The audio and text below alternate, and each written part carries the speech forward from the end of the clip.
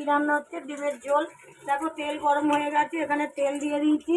তেলটা গরম হওয়ার পরে পাঁচফোড়ন দিয়েছি। এবার ডিমগুলো আমি একটা একটা করে সব দিয়ে দেবো। দেখো কতগুলো ডিম নিয়েছি, 10টা 12টা ডিম নিয়েছি। এবারে ডিমগুলো আমি পরপর সব ছেড়ে দিচ্ছি। এখানে আমি দেখো ডিম দেওয়া হয়ে গেছে প্রায়, আর কয়েকটা বাকি। দেখো সব ডিম এখানে দেওয়া হয়ে গেল। এখানে আমি দিয়ে দেবো হলুদ। ডিমের মধ্যে হলুদ দিলে কালারটা সুন্দর আসবে। এই দেখো ডিমগুলোকে আমি লাল লাল করে একটু ভেজে নেব। দেখো আমি 10টা 12টা ডিম একবারেই দিয়ে দিয়েছি। তোমরা কেরম করে ভাজে জানি না, কিন্তু আমি দেখো কেমন করে ভাজছি। আজকে লাল লাল ঝাল ডিমের ঝোল হবে বৈরাগী রান্না করে। আর এদিকে দেখো আলুটা আমি কুকারে সিটি মেরে নিয়েছি। কুকারটাও দেখো ঠান্ডা হয়ে গেছে, সিটি আমার আলুটাও সিদ্ধ হয়ে গেছে। আলুটা আমি এখানে ঢেলে নেব। তারপরে আমি কুকারটাকে ধুয়ে আবার রেখে দিচ্ছি কাজের জন্যে রেডি করে। দেখো আবার এখানে আমার গার্ডারটাও খুলে গেছে, গার্ডারটা আমি এখানে রেখে দিচ্ছি। গার্ডারটা রেখে দিলাম। আমার আলুটাও রেডি হয়ে গেছে। দেখো আলু সিদ্ধই হয়ে গেছে সুন্দর করে। দেখো আলুটা রেডি করে নিলাম। তো ডিমটাই নাড়াচাড়া দিচ্ছি।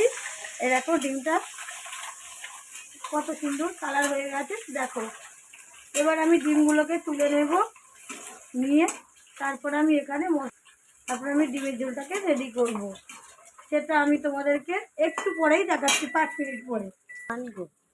দেখো ডিমগুলো লাল লাল হয়ে গেছে, তাও আমি আর একটু কাশ্মীরি লঙ্কা দিয়ে দিচ্ছি ডিমগুলো আরও সুন্দর লাল লাল করে কালার হওয়ার জন্য।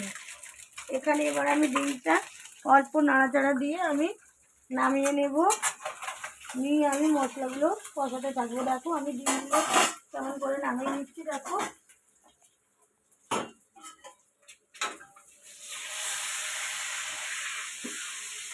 এই হচ্ছে কি আমার আজকের ডিমের ঝোল রেডি হতে চলেছে। বন্ধুরা তোমরা আমার এই ডিমের ঝোলটা কার কার ভালো লাগছে তোমরা লাইক কমেন্ট শেয়ার করবে, আর ফলো করতে ভুলবে না। কদিন তো আমি রান্নার ভিডিও দেখাতেই পারছি না, আমার তো একদমই গ্যাস নেই। এই যাই হোক করে একটু রান্না করছি। দেখো এই আমার হয়ে গেল এখন ডিমটা। এবার এখানে আমি দিয়ে দেবো পেঁয়াজ। এই দেখো পেঁয়াজ আছে কুচি করা, আর টমেটোটাও আমি ছুরি দিয়ে কেটে রেখে দিয়েছি।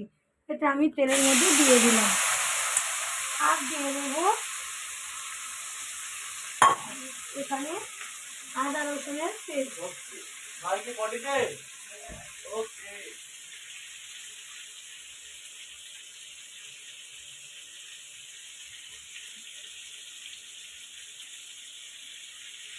আদা রসুনের পেস্টটা দেওয়ার পরে আমি মশলাটাকে ভালো করে কষাবো, কষিয়ে আমি গ্রেভিটাকে বানাবো। তারপরে আমি আরও অন্যান্য মশলাটা দেবো। এখন আমি এইটা